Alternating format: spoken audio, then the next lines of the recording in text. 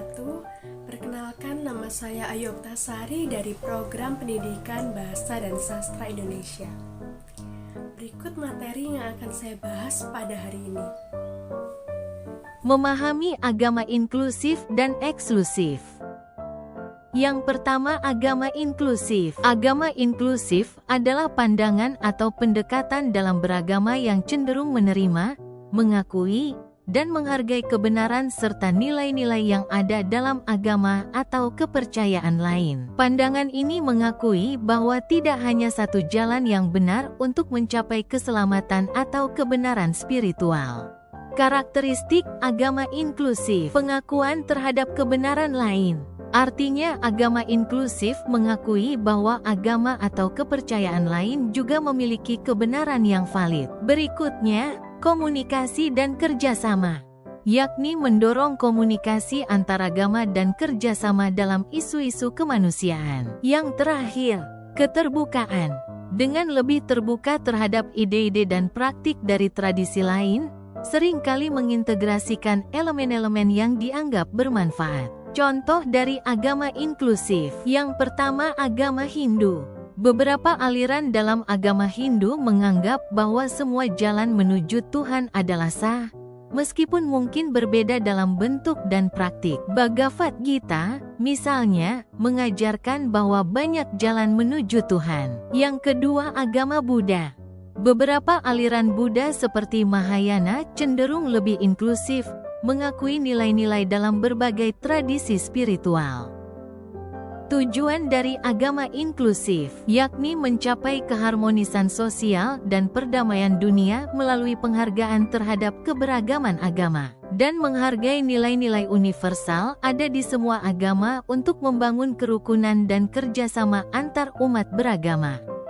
Berikutnya, agama eksklusif. Agama eksklusif adalah pandangan atau pendekatan dalam beragama yang menganggap bahwa hanya agama atau kepercayaan mereka sendiri yang benar atau sah, dan bahwa keselamatan atau kebenaran hanya dapat dicapai melalui keyakinan dan praktik agama mereka.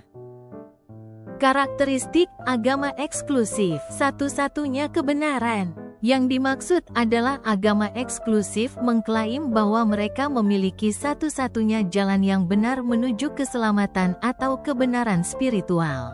Berikutnya, penolakan terhadap agama lain, artinya agama eksklusif cenderung menolak atau tidak mengakui validitas agama atau kepercayaan lain. Yang terakhir, pembatasan dalam berkomunikasi.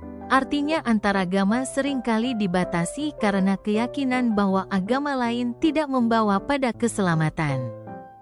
Contoh dari agama eksklusif. Yang pertama, Kristen fundamental. Banyak aliran Kristen fundamentalis percaya bahwa keselamatan hanya dapat dicapai melalui iman kepada Yesus Kristus, dan bahwa agama lain tidak menawarkan jalan yang sah menuju keselamatan. Dan yang kedua, Islam ortodoks. Beberapa interpretasi ortodoks dalam Islam menekankan bahwa Islam adalah satu-satunya agama yang benar, dan bahwa keselamatan atau kebenaran hanya dapat dicapai melalui keyakinan dan praktik agama mereka. Tujuan dari agama eksklusif, yakni mempertahankan kemurnian doktrin dan keyakinan agama mereka sendiri dan memastikan bahwa pengikutnya tetap setia pada ajaran asli tanpa dipengaruhi oleh agama lain, serta mempertahankan kemurnian identitas agama sendiri, seringkali dengan tujuan mempertahankan atau menyebarkan keyakinan mereka. Perbandingan antara agama inklusif dan eksklusif dari beberapa aspek. Dari aspek pengakuan, agama inklusif mengakui kebenaran agama lain, sedangkan agama eksklusif menganggap agama sendiri yang benar. Yang kedua, dari aspek komunikasi, agama inklusif mendorong kerjasama dan komunikasi antar agama, sedangkan agama eksklusif komunikasinya terbatas. Yang ketiga, dari aspek keterbukaan, agama inklusif lebih terbuka terhadap ide-ide agama lain, sedangkan agama eksklusif skeptis terhadap agama lain. Dan yang keempat, dari segi keselamatan, menurut agama inklusif, banyak jalan menuju keselamatan, sedangkan agama eksklusif beranggapan bahwa keselamatan hanya melalui jalannya.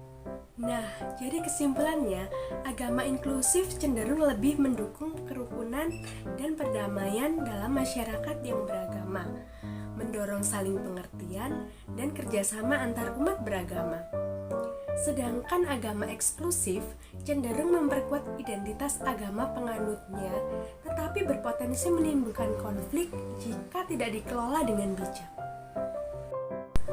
Demikian materi yang dapat saya paparkan. Terima kasih. Wassalamualaikum warahmatullahi wabarakatuh.